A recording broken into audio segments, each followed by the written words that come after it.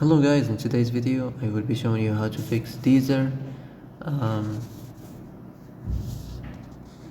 how to fix Deezer keeps loading problem. So the answer is easy, just go to the settings and then scroll down to the app section and then go to the search and search Deezer and then go to the storage, and here you will find this clear cache option. Click on it. Now you can go check it if it worked, and if it didn't you can try to restart your phone or turn the Wi-Fi off and on, or the Bluetooth or the airplane mode.